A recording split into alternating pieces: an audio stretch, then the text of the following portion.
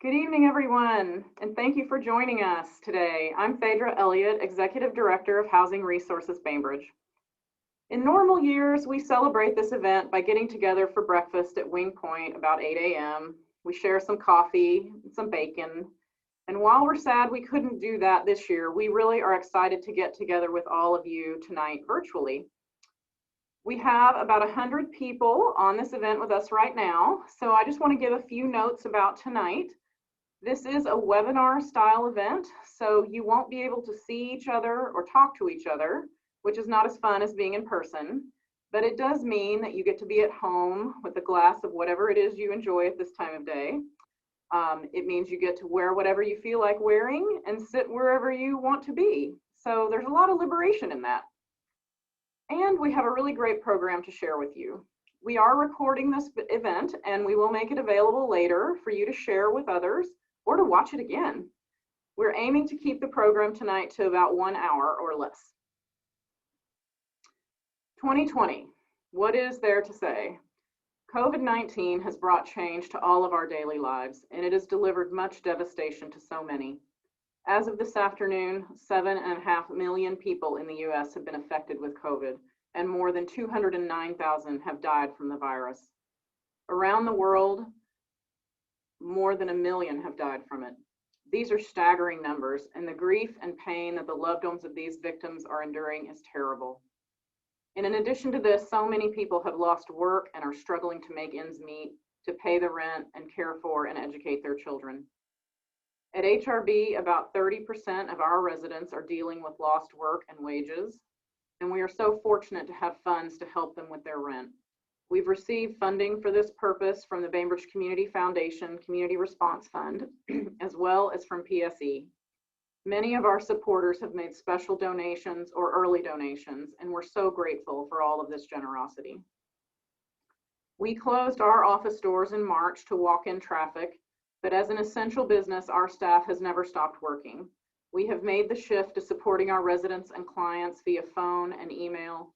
We've embraced Zoom and video conferencing for meetings and wearing our masks when we're in the office together. We're performing maintenance on our properties and through our independent living program. The entire HRB staff has been amazing through all of this, and I appreciate all of them so much. The common sentiment nationwide has been that we are all in this together, but the cold hard truth is that we really aren't. Frontline workers, many of whom don't make a living wage, are far more in it and exposed than others. The playing field was not level prior to COVID, and it's more uneven now. Prior to the pandemic, there were far too many people who were not securely housed, who were paying far more than they could afford for housing and working at jobs that don't allow them to afford housing, jobs that we now call essential. These jobs and these people have always been essential, and this situation has brought this fact into sharper relief. What we can each do now on Bainbridge Island is make sure that our essential workers understand not just that we need them here, but rather that they belong here as an important part of this community. Our community is and always has been richer because of all of the people who live in it. Community is more than buildings and houses. It's each person, and when we call upon each other in times of crisis, it serves us all better. We are more deeply committed than ever to our mission, and we are moving steadily forward to provide more housing that's affordable for the people and the workforce that we know to be essential. This is why we exist, and it is more important and more urgent than ever. We're so fortunate to have such great support from our community. As you know from our emails this week, we are very close to our goal of raising $175,000. Please help us get there tonight by donating generously. A link to donate is in the chat box here and also on our website.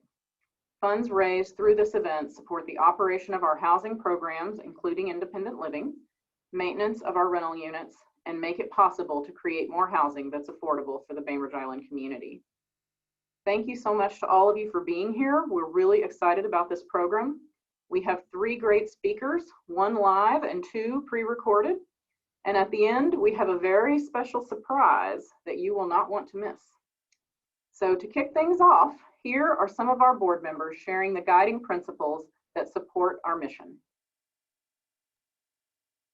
We make a difference in the lives of 135 families who live in our homes. We endeavor to ensure people can live where they work. We create safe and stable housing for a vibrant, healthy community. We envision a community where housing needs come first. We build housing options that are affordable forever.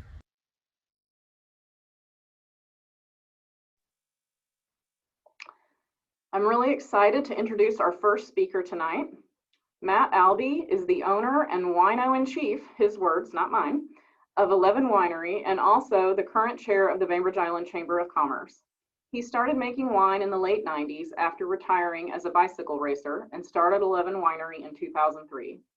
Matt could not be with us live tonight because he is currently driving a truck full of grapes back from Eastern Washington to be made into some more fabulous wine, but he did send a pre-recorded message. Those of you who ordered one of our care packages may be enjoying some wine right now, courtesy of 11 Winery. Here is Matt. Hey everyone, thank you all for supporting HRB and for attending this online event. The mission of the Chamber of Commerce is to provide services that help all local businesses thrive, and the vision is a strong, sustainable local community. Our local economy is surprisingly strong given the situation. With help from the Chamber and government, it's so far proved remarkably resilient during the pandemic. It's been buoyed by the fact that many of our local residents are information workers who haven't lost their jobs and who are enthusiastic about supporting island businesses. And while some businesses have closed, new ones are opening up in their places. Again, our vision is for a strong, sustainable local economy, and while the economy may be surprisingly strong, the situation is not sustainable. Housing prices are still beyond the reach of many of the thousands of workers who still commute to the island every day. It's harder and harder for businesses like schools, medical offices, restaurants to find workers, and it's only going to get worse as housing prices continue to skyrocket. On the plus side, there's a lot of attention on this issue right now. So now is the time to act. The current City Council is extremely active in terms of changing regulations, and as they pursue their agenda, it's vital that they hear from supporters of affordable housing like you. Reach out to Council. Make sure they know how important affordable housing is to you and to our community. Make your voice heard. Send email. Attend meetings. When I first spoke on this topic back in February at the Chamber's Island Honors Banquet, the housing situation was already at a critical point. Unfortunately, the pandemic has only made the situation worse. As urban dwellers have been freed from the shackles of their commutes, their search for fresh air has only increased demand for housing on the island. Additionally, daily commutes to the island from other places now carry a direct public health implication in addition to the negative impacts on traffic, parking, and community well-being. HRB needs your support now more than ever. So thank you for being here tonight, and thank you for your help on this issue that's so important to the health of our island's businesses and community.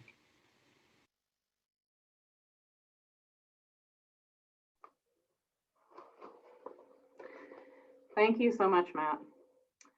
Next, we are really excited to have our next speaker with us live on the Zoom. State Senator Emily Randall was born and raised on the Kitsap Peninsula. As a community organizer and advocate for healthcare and education, she is focused on putting the people of the 26th District first. She was elected to the State Senate in November 2018. Emily is now the chair of the Senate Higher Education and Workforce Development Committee and vice chair of the Senate Health and Long-Term Care Committee. She also serves on the Senate Transportation Committee. Welcome, Senator Randall.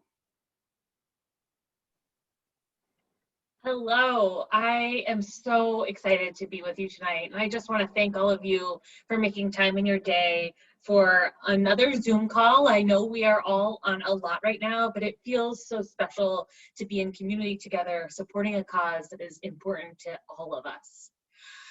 As you heard, I'm Emily Randall. I represent the 26th District just to the south of y'all in Bainbridge. I live in Bremerton, and my district also includes Port Orchard, Gig Harbor, and the Key Peninsula. It's the community I grew up in, and one that means so, so much to me as a third-generation Kitsap County resident. You know, even before the health and economic crisis that has hit us this year, Washington has long been in a housing crisis, but in these last 6 months, it's gotten far worse for so many. It affects every community in every part of the state. And on any given day, we have over 21,000 people experiencing homelessness, and countless are struggling to pay their rent and their mortgage, a problem that has worsened significantly since the start of the pandemic. For just a few more weeks, I will be one of only 3 renters in the Senate. It's been a badge of honor for me, and one that has allowed me to really better understand and share the experiences of folks in Washington who are facing housing challenges. I'm closing on a house later this month, and it's because of Washington programs like the first-time homebuyer program that allows more favorable interest rates and easier mortgage applications for first-time homebuyers like me. I'm a millennial, and I've heard all of the things about the avocado toast that I shouldn't have bought in order to afford my housing. But it's not because we spend our money on avocado toast, it's because our system is broken. And we need partners and allies like Housing Resources Bainbridge to ensure that folks have access to affordable housing throughout the housing spectrum. Before I decided and finally was able to become a homeowner, my partner and I were calculating, and between the two of us, we had a few times when we lived separately because of work or jobs or school. We had moved 14 times in the last 10 years. I was talking to a friend who was in the Navy, and that's more than he moved when he was in service. And that challenge is a reality for so many folks who are struggling in this housing market. I've been proud as a member of the Senate to be able to work on policies to address these challenges. Senate Bill 6212 that I co-sponsored gives local governments additional flexibility with locally collected property taxes, expanding the use of those funds for affordable homeownership, owner-occupied home repair, and foreclosure prevention programs for low-income households. Senate Bill 5998 modifies the state's real estate excise tax structure, establishing a graduated tax rate. That means that for most families who are selling their first home and are looking to get into an option that better meets their needs, or for so many of our seniors who are looking to downsize, their real estate excise tax will be more affordable. Meanwhile, the mansions are paying their fair share so that we have a more representative tax structure that allows for more affordable home ownership and easier sales for folks who are looking to get into their first home. Senate Bill 6232 or House Bill 2384 modifies a low-income qualifying criteria and reporting requirements for the nonprofit housing property tax exemption. It helps nonprofits who are already doing the work to assist low-income households in achieving housing stability. It extends the reach and adds flexibility to an existing tax exemption for nonprofits providing rental housing or placement of mobile homes on their property, allowing them to rent to more households and more families who are struggling with housing instability. We've also done good work in the budget to make sure that more Washington families have access to the supports that they need to find and maintain affordable housing. I was thrilled to support funding for another local nonprofit, Pendleton Place, Kitsap's first permanent supportive housing complex. We know that all across the spectrum of Washingtonians, we have folks who are struggling with different pieces of the housing puzzle, and some of our neighbors are also struggling with mental health and substance abuse disorder and need support to stay in their homes. The 2019-2021 supplemental operating budget provided an additional $160 million to address housing and homelessness, with new investments in services such as reducing youth homelessness, supporting a grant program for pregnant women and single mothers, and helping struggling families afford childcare. Our capital budget for the biennia also invested an additional $14 million in affordable housing and homeless programs. including $8 million to increase shelter capacity, $5 million for local community housing grant programs, and $1 million for a pilot program aimed at preserving mobile home communities. In the Higher Education Committee, I also worked on a policy that created a study for student homelessness. As the chair of Senate Higher Education and Workforce Development, I hear over and over and over from our college students in Washington who are facing challenge on top of challenge on top of challenge. And now in a pandemic, as folks are trying to learn and study from home, wherever home may be, and help their children learn and study remotely who are in K through 12 and hold down a part-time job and look for or try to maintain affordable housing, we know that our students are hit especially hard by this pandemic. We need to do everything we can to provide Washingtonians with the tools that they need to build strong futures for themselves and to help us recover more effectively from this health and economic crisis. I'm grateful for the partners like Housing Resources Bainbridge that help us help Washingtonians.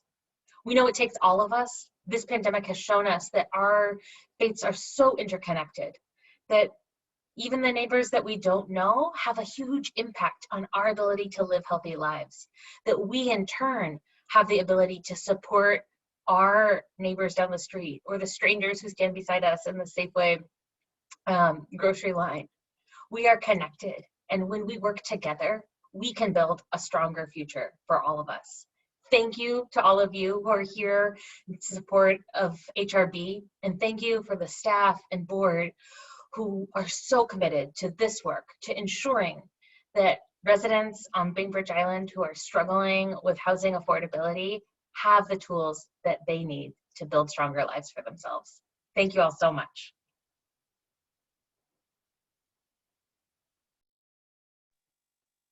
Thank you so much, Senator Randall. It was really great to have you with us tonight.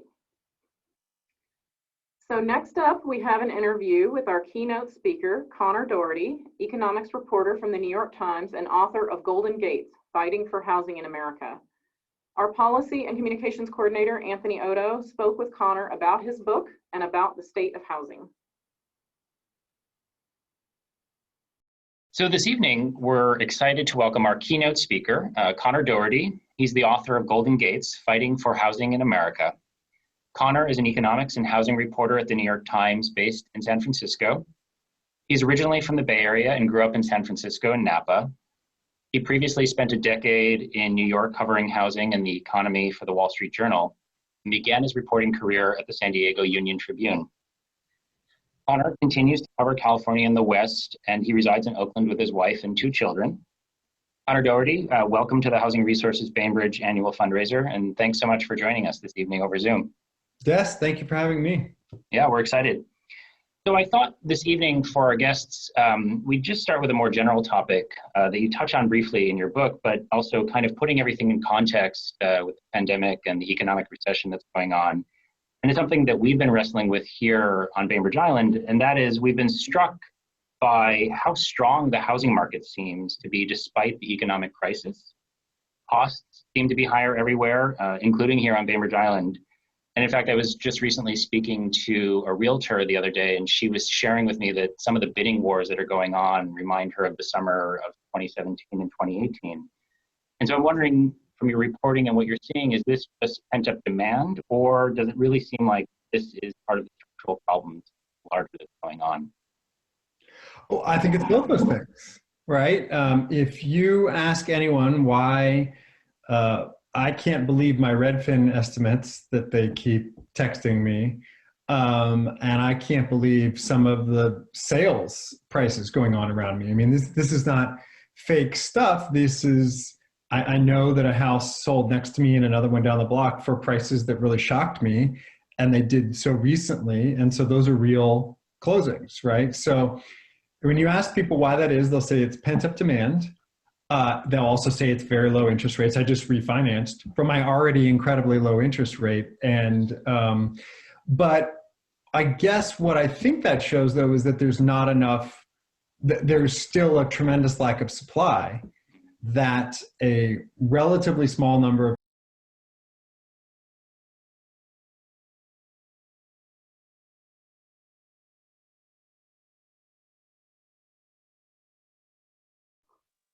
Sorry, we're having a little technical difficulty. Hold on just 1 second.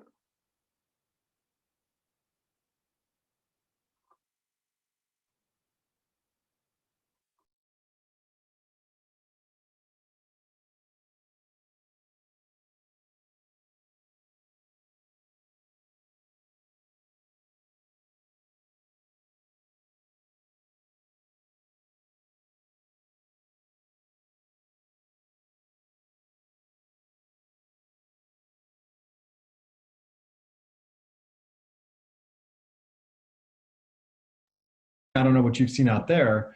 I'll finish up, but complete fall off in rents. I'll see how long that lasts. We've had some weird things happen here where a lot of tech companies have sent people home for like a year. Mm-hmm. So that one is a watch and see. Okay. Yeah, so actually, I want to touch on that. Your book for our audience is about the Bay Area and really the hottest housing market in America. But here in Seattle and the Puget Sound region, it feels like we're not too far behind San Francisco or Boston in terms of trajectory of our housing prices. So kind of exploring a little bit more about what you were talking about, are we seeing the same sort of housing crisis in other cities in the interior of the country in more rural areas? Because as reports come out that there isn't even a single place in America where a family could rent a 2-bedroom apartment on the minimum wage, for example. So is it unique to these larger cities where there are tech hubs and people can work remotely, or is it everywhere? I think it's everywhere. Look, I wanted the book to be a local look at a national problem. And the reason I did that was I saw around the country that there was a lot of different places that had the same problem. It wasn't like the Bay Area was so special. It was that the Bay Area looked like Seattle, looked like Austin, looked like New York, whatever. Pick your place. Even smaller places like Minneapolis and Nashville. Those places, like all these places that are growing and doing relatively well, have really difficult housing markets, and for very similar reasons. And those reasons are reasons that the federal government, they have to do with zoning and all these different things that talk about in the book. The federal government does not have that big of an effect on that, or at least hasn't historically. And so I think I guess I wish people didn't really focus so much on the Bay Area, other than the Bay Area's look at this national problem. And the reason I did the book locally is that it struck me that was the key to thinking about how you could solve it. It's not about, vote for a different person for president and everything will be changed. It's more, focus on your city council races, focus on your local community, and focus on what you can do at that level. So that's why I focus on the Bay Area, but I could have focused on any place. Sure. And also, what was I thinking about? Anyway, I'm just really much more interested in the local side of this because I think that's where the solutions lie. Yeah. Not all of them, but some of them. Yeah. And on that note, I want to kind of touch briefly, though, about one of the local issues you talk about. For those watching this evening, one of the chapters in your book actually features our keynote speaker from last year's fundraiser, Stephen Falk, who was the former city manager of a town called Lafayette. And Stephen essentially shared his story about working as that city manager in a community that pushed back pretty strongly against an affordable housing and larger housing project development. So I wanted you to talk about, because we found a lot of similarities between Lafayette and Bainbridge Island, for two things. First, how do these close-in communities, how are they part of the problem, and what sorts of issues at the local level are they creating by being separate taxing districts, separate regulatory regimes around housing, and how is that affecting the larger crisis? And then maybe just a little update, because I know the project is actually moving forward. So yes.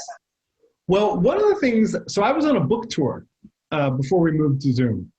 And I went around the country, did go to Seattle, Portland, a lot of other places. And one of the things I really liked was that people would say to me, just what you said to me, which is, we have an analogous situation to something you wrote. There's some people would say, we have our Sonia, who's, Sonia's one of the other characters, so I think that I did try to pick representative examples. For instance, Lafayette is a very typical close-in suburb. It is a close-in suburb that is affluent, has transit on it. I don't know, I guess you guys have a ferry. Yep. You know, I mean, it's not a train, but, and these are very desirable places. They're desirable because you get kind of rural feel lifestyle, but within a very short commuting distance or a reasonable commuting distance of a really booming, amazing job market. And I guess what I'm trying to recognize is it's that being close to San Francisco part, or Seattle in your case, that makes it so desirable. You know, if you want to live in a truly rural place in America, you can live in any number of incredibly beautiful places for very, very low cost. But that's not what people want. They want that feel, but still very close to something. And I think that as the job, as there's been tremendous job growth in places like Seattle and the Bay Area and all sorts of other cities, it's put pressure on those close-in communities to densify a little bit. And I think a lot of these places don't want to do that because they have a certain lifestyle or certain character that they're used to. And I guess, you know, Steve Falk's, so there was this long, epic housing battle that I have nowhere near enough time to get into in the answer of this question, and you've already had Steve anyway, but somebody wanted to build an apartment complex with about 315 units on a parcel of land that had been zoned for that in the city. They had an epic fight over it, and they just finally approved it. But one of the things I thought was significant, and it kind of gets to some of the themes that got into in the book, is, you know, I followed that thing very closely for years, and I read transcripts going back a decade. And really throughout that process, until this very late in the game, you went to a meeting and everyone there was universally against this thing. It was, other than the developer and his like lawyer.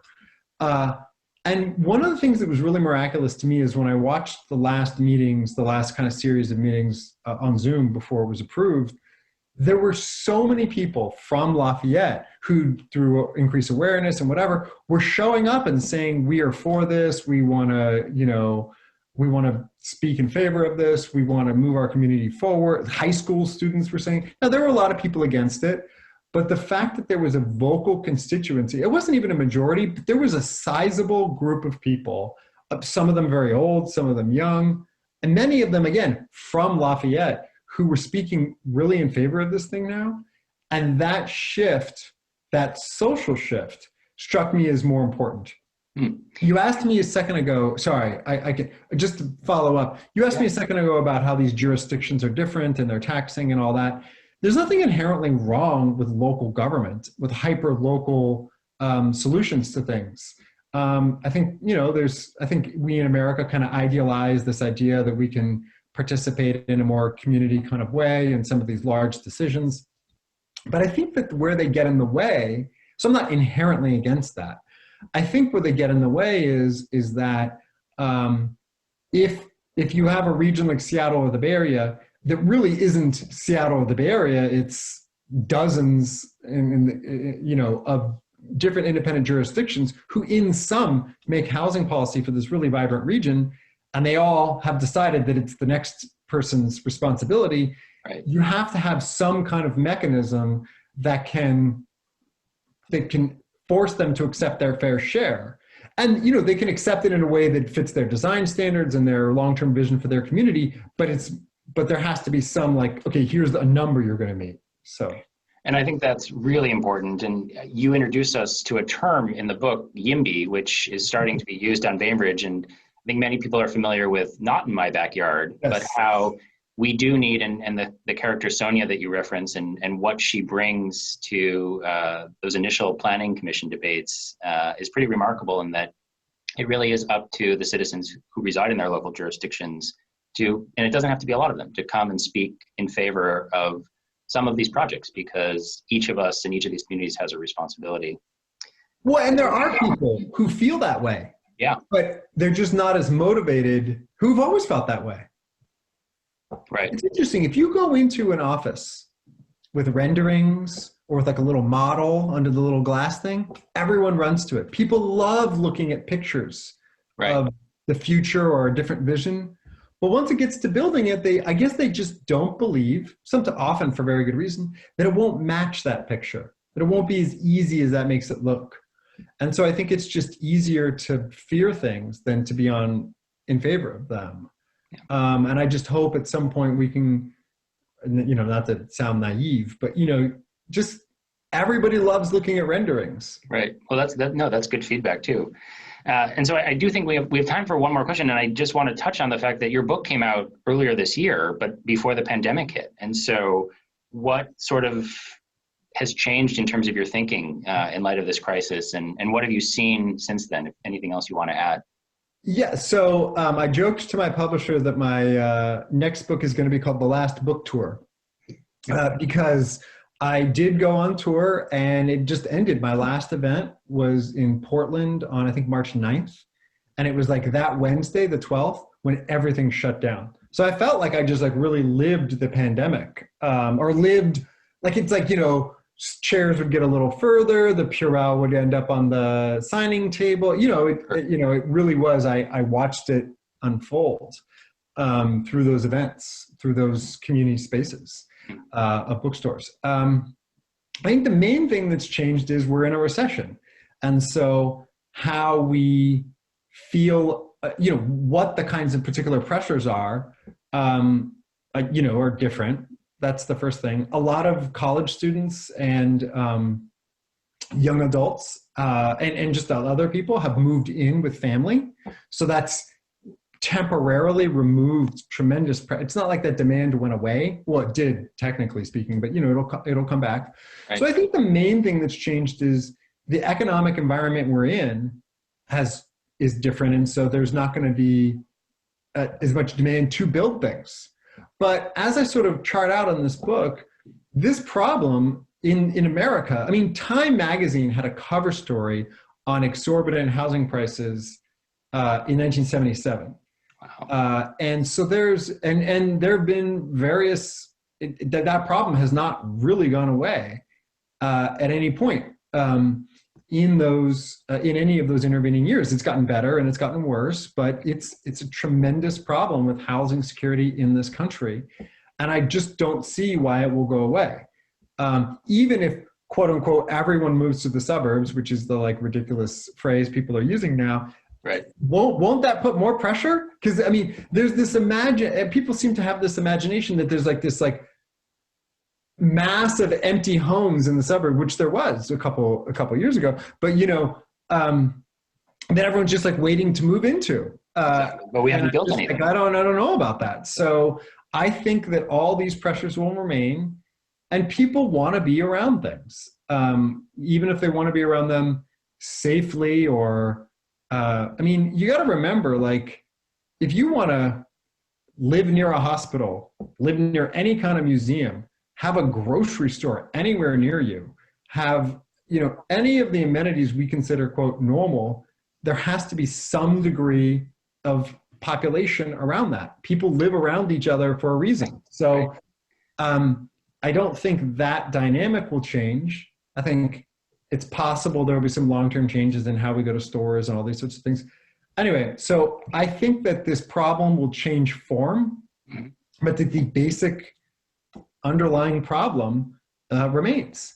And the best example of this is, I just did a story on this, the worst coronavirus outbreaks have been in places that aren't actually that dense, but have extreme overcrowding. So there are pockets of the Silicon Valley where there's 10, 12, 18 people per house. And these are places that are single family neighborhoods. They're, they are places where you walk down a block and it's not the nicest block. It's a little more economically depressed, but it certainly doesn't it's not tall, right? And that's where the worst cases have been. And New York saw the same thing, where crowded parts of Queens were much worse than much denser parts of Manhattan. So I think that we've seen that, when even our intuition that density might be worse for COVID actually turns out not to be true. And there's even some studies that the public transit turns out to be not that bad. Right. So I think that there are studies in airports that show that the plane isn't that bad. It's all the touching and security stuff on the way there. So anyway, I think that the problem will stay. We'll have to figure it out. The same battles will continue, but that the environment in which we're talking about them will shift, obviously. So. Sure. Wow. Well, thanks then for joining us this evening. Connor, I really appreciate you speaking to our annual fundraiser, and hope everyone can enjoy your book, Golden Gates, Fighting for Housing in America. So thanks so much for joining us. Thank you.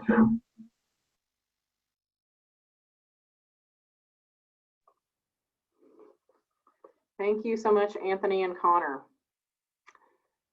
Those of you who ordered one of our care packages received a copy of Connor's book, and if you didn't, I would encourage you to get a copy and read it. Thank you to Eagle Harbor for making these books available to us, and they do still have copies at the store. So next, I want to just take a quick minute to say a very special thank you to all of our event sponsors. We have 28 amazing businesses that are sponsoring this event tonight. Even in hard times, the business community of Bainbridge Island really gives generously. And tonight, our premier sponsor is Heyday Farm, and here is a little bit of eye candy from them.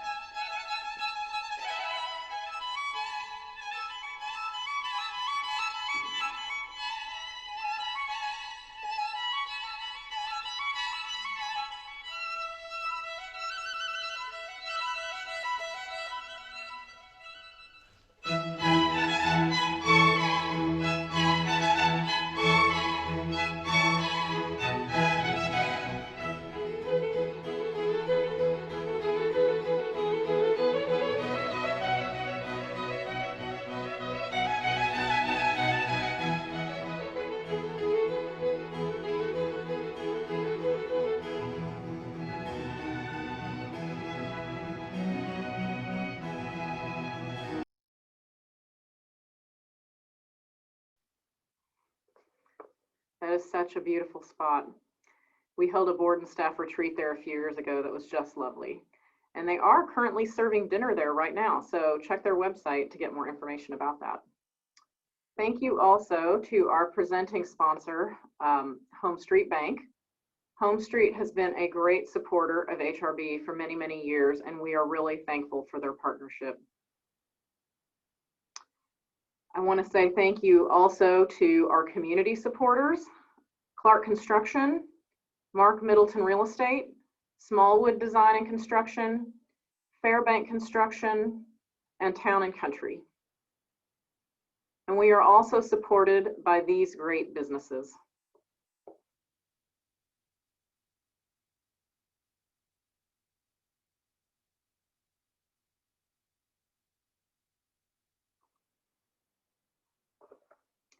It's been a hard few months for a lot of businesses on Bainbridge Island, so please support local business as much as you can. We want them to be here long into the future. And we are thrilled to be able to support some local restaurants tonight by providing gift cards in our care packages. Many of these places have supported HRB over the years, and so we are really happy to be able to support them this evening. So this week we have also been highlighting some mission moments in the emails that we've been sending, and we wanted to share one more great mission moment with you. Please meet Coop and Janet Kalupa, who own a home in our Community Land Trust neighborhood, Ferncliff Village. They were interviewed by our fundraising and communications manager, Penny Lamping. I'm here with Janet and Coop Kalupa, who are residents at Ferncliff Village, and their lovely hound, Brittany. And we wanted to hear from them what it means to live here on Bainbridge Island. And so I would like them to just tell their story. What was it? How important was it for you to live on Bainbridge Island? And what brought you here? What does it mean to your family? And how important was it for you to own a home? Well, it was amazingly important for us to be here because we were in a beautiful old home in Bremerton that I couldn't handle with my disabilities, and I was hurting myself. So we didn't know if we were going to have to move to assisted living or what we were going to have to do. And our daughter came up with, she knew Phaedra, yeah, and said, hey, they're building some new homes, and talked to them. There maybe some are ADA, they think. And so we did, and we qualified. So it changed my life immensely. It's where we live, the house itself, just everything is perfect for me. And it's unbelievable. And God had to have his hand in it because it's perfectly placed for me. Isn't that great? There's stores everywhere I can go to. I can go to the ferry, I can go to a doctor, I can go to church, I can go everywhere with my wheelchair. So it's been amazing. And the house is totally awesome. It's the hardwood floors, the roll-in shower, everything is just set up, so it's great. It is, you know, like he said, he was a prisoner in his own home in Bremerton. It was built in the 20s, and even the hallways he could not get his wheelchair through. And we had steps wherever he went. So this is a godsend. This has been so good for him because I can even leave him here for overnight and go someplace, and I know that he's safe. I know that he's safe. I know that he can do everything he needs to do. And the freedom he has here is incredible because he's got downtown, and like he says, he takes his wheelchair and Brittany to church, and it's over a mile. Oh, wow. And he walks her every day for an hour. It's so easy here. It's so easy. And the beauty of it is incredible. We are totally blessed. Totally blessed. And you have a built-in community around you too, you know? Yes, we do. Good people. Good people. You know, HRB has been wonderful. We can't say enough good things about HRB and the whole process of this. There was that time we didn't know where we were going to go. And so this. So that means it's peace of mind for your whole family too. It is. It is. You know, our kids worry about him, and here it was. Like you said, Stacy knew Phaedra, and we jumped through all the hoops, and it was, you know, it was a long process because they got backlogged and weren't able to have it ready when they did.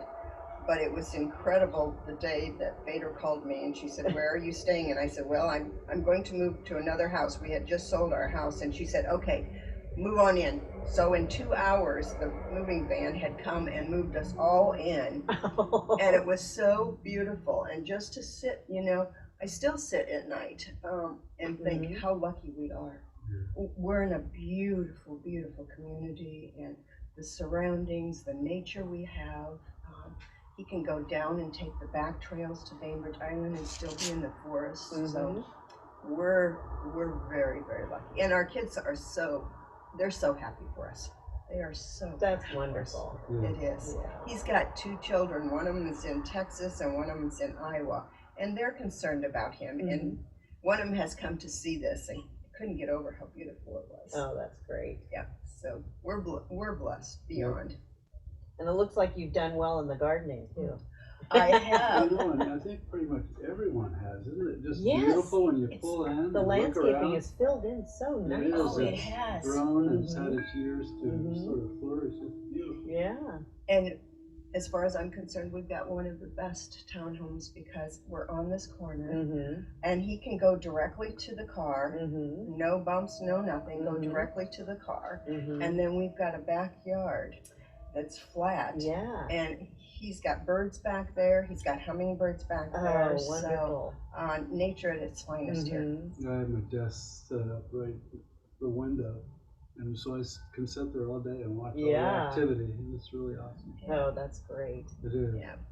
Well, we're so grateful you're part of the HRB community, and I do remember when you moved in, and it was a big deal. It was a huge deal, you know, and what we have to go through for HRB, and everybody had to go through that, and everybody made it, and just a great community. And now you don't have to worry about it anymore. No, there's no worrying.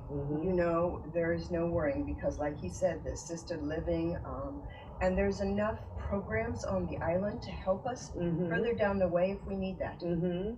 I feel like this is a great community to have a disabled person in.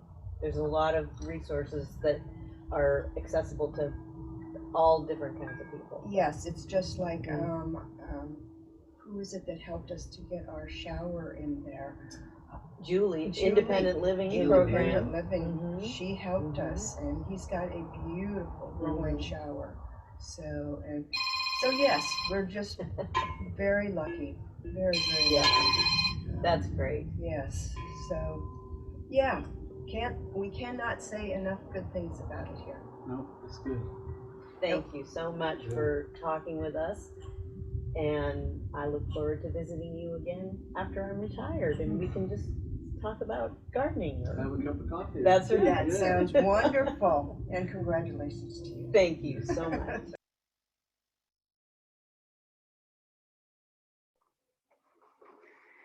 Thank you to Coop and Janet for sharing their story with us. We are really happy that they found their home at Ferncliff Village. So now it is time for our special surprise. We have a tribute tonight for HRB's own Penny Lamping. We've been keeping this little part of our program a secret from Penny, which has been really hard because she is a key part of making this event happen. So Penny has decided that she wants to retire.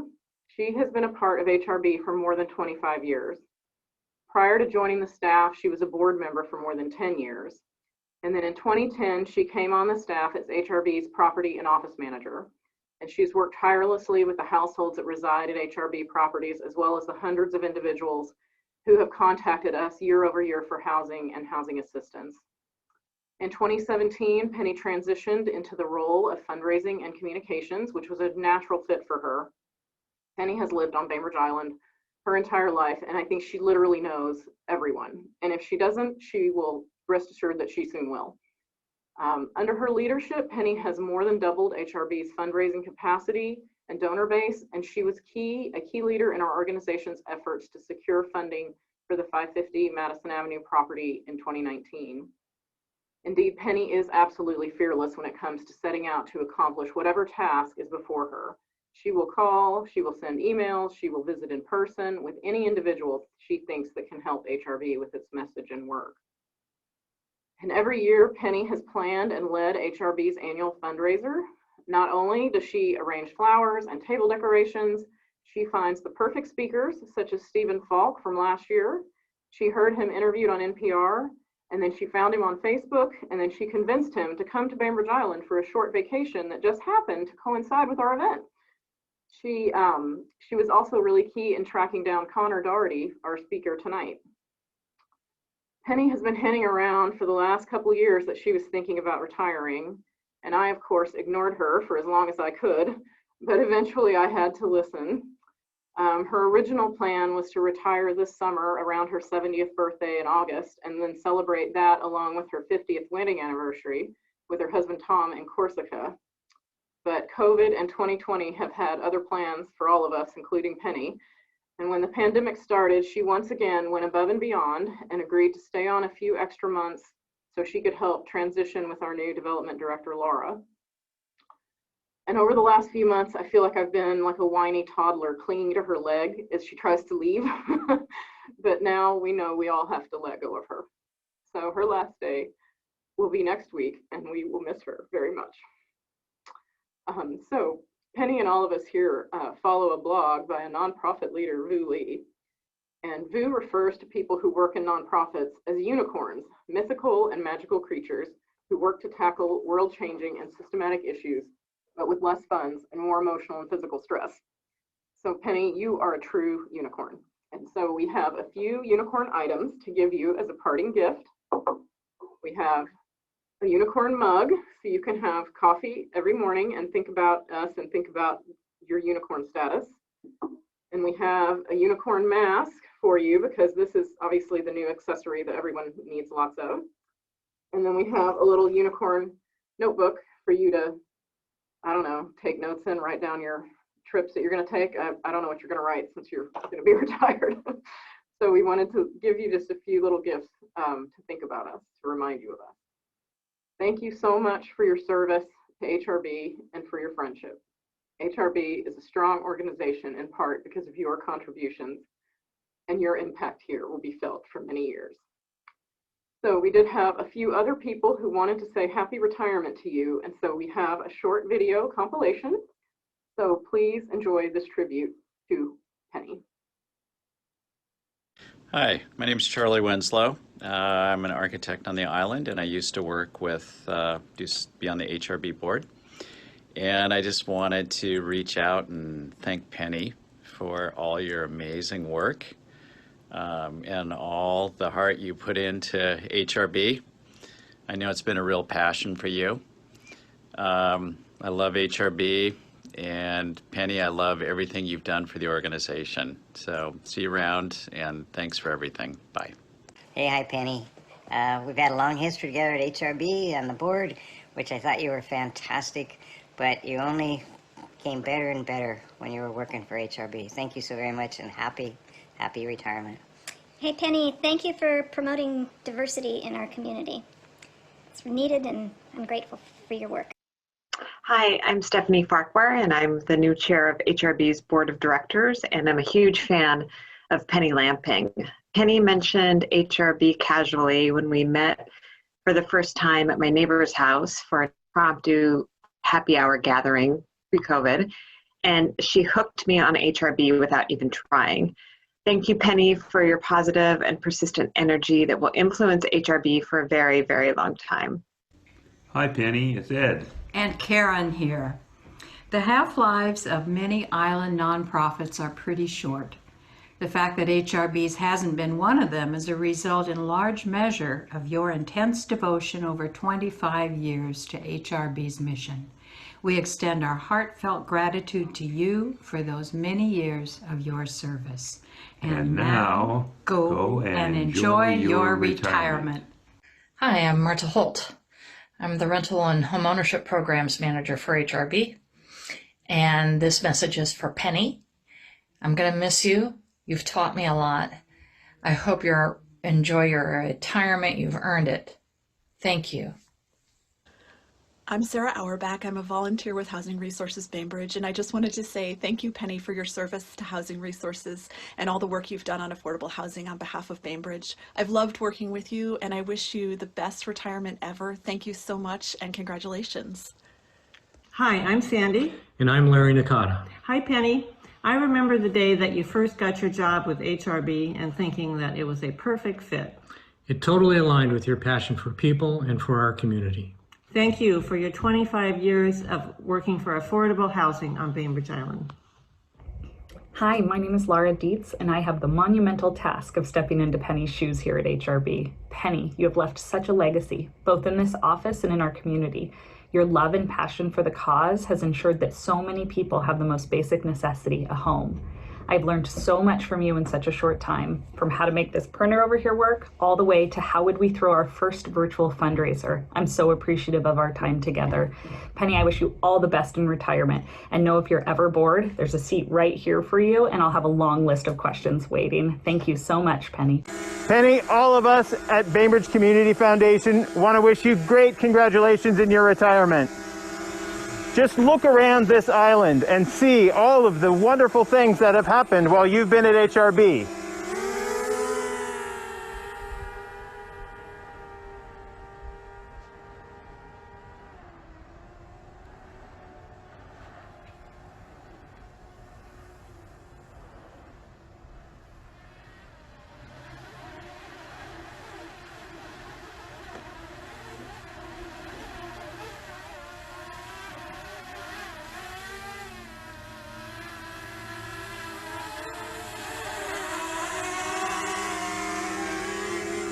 Okay, well, maybe you're going to have to take my word for it. But congratulations, Penny. We love you. Good evening. My name is Linda Lincoln. I'm here tonight to say thank you to one of HRB's most valued assets, Penny Lamping. Penny, you truly are a treasure. Your giving heart, your longtime commitment to housing disparity here on Bainbridge Island has impacted HRB and the community beyond words. I just want you to know I value you and I embrace and wish you peace into your next journey of retirement. Much love. Have fun. Hello, HRB family. This is Lisa Berg. I worked at HRB as an accountant for 4 years and had the pleasure of working with Penny. Penny, congratulations on your retirement. You've done a great job there. Thank you for your service to the Bainbridge community and enjoy your retirement. Penny Lamping, the core of Crystal Springs, the core of our community, always bringing neighbors together. Can I have one of your pears? Oh, no, you cannot have one of her pears. How about Do one of- not touch her pears. We love you, Penny. Happy retirement. Birthday. Happy retirement. Sorry. Dahl with HRB Maintenance, and I just want to thank Penny for all the work she's done on behalf of the community and HRB, and I hope her a fantastic retirement. It's Tracy Pico Denlinger, Executive Director, One Call for All. Penny, you are a gem. You are one of the most positive, enthusiastic, and energetic people that I have worked with. And yet you are such a fierce advocate for affordable housing. I'm going to miss you a lot. Congratulations. Hi, Penny. I'm sorry, but I've got to make this really short. I'm going to miss you. I'm going to miss your smile and your jokes around the office. Have a nice vacation, and I hope everything works out for you. Good luck. Hi, Penny. I just can't believe that you're actually really going to retire and that you're really going to be leaving HRB. But I'm really glad that you're going to be popping in periodically. I just want you to know that you have been so kind and considerate and patient with me. I'm sure I am the only person that has asked you as many questions about the Dropbox, where things are, and you're always so patient pointing out where they are. And I really appreciated that. And I think you're just so good. First you were property manager, office manager, then you're fundraising, and everything that you step up to do, you just do it to your best. And I commend you for that. And Penny, I am really going to miss you. I'm going to miss you as a coworker and as a friend. I'm trying not to cry, Penny, but I really do think that it is time for you to retire and spend time with your husband, because none of us know how much time we have. So I wish you the best in whatever your endeavor, and God bless. I love you, Penny. Happy retirement, Penny! It's Ann. And John Ellis. You're a true champion for our community. And I am forever blessed to have served with you as a resident board member of HRB. Your devotion to affordable housing means everything, and you've done so much to be a blessing in our community. And we love you for being our true blue neighbor. Our true blue neighbor. We love you. Love you. All the best. Happy retirement, Penny. Bye, Penny. Hi, this is Wendy Johnson. I worked with Penny 10 years ago when I worked with HRB, and I just want to say she is an absolute force of nature. Thank you, Penny. The work that you have done is going to live on forever. Thank you, thank you, thank you. Wow, Penny, we've been going through the same door for 18 years. In my case, you even longer. I so appreciate and am very grateful for your friendship and your resourcefulness. Thank you for all the hard work you do here at HRB and all the hats you've worn. Congratulations, best wishes on a wonderful retirement. And I know you won't be retiring, you'll just be retired. I'm Tina Gilbert, a board member of HRB, and I just wanted to thank Penny for working so diligently and hard over these past decades for HRB. It's been such a pleasure to work with you. Thank you from the bottom of my heart.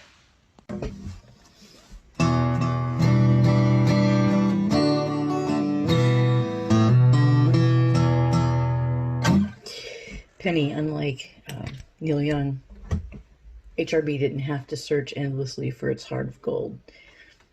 We found it the day you showed up. Everything you've done, from your volunteer service as a board member, through every single hat you've worn as a member of HRB staff, you've poured that big heart into it.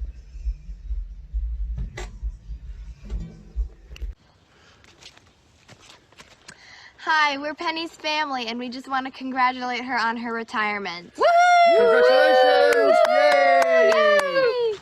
I'm Becky, Penny's sister. I've known her the longest, and we just want to say thank you so much for everything you've done for this community, and we're so happy for you, and you deserve everything. We love you, Penny!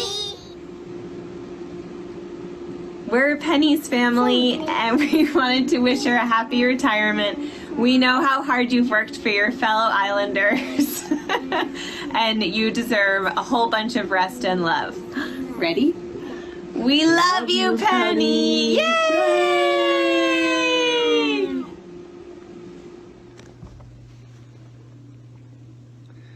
Mom, congratulations on your well-earned retirement. We're so proud of all you've accomplished. Love you. Love you, Mom. Hi, we are more of Penny's family. We're so proud of you. We're so excited for your retirement. We're so happy retirement. Happy retirement. Yay.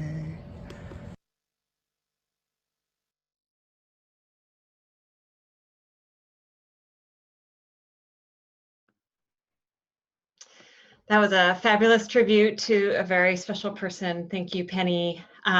So just briefly, it's nearing 7. My notes said it's nearing 7, but I know in reality it's actually after 7 because this is live in real time.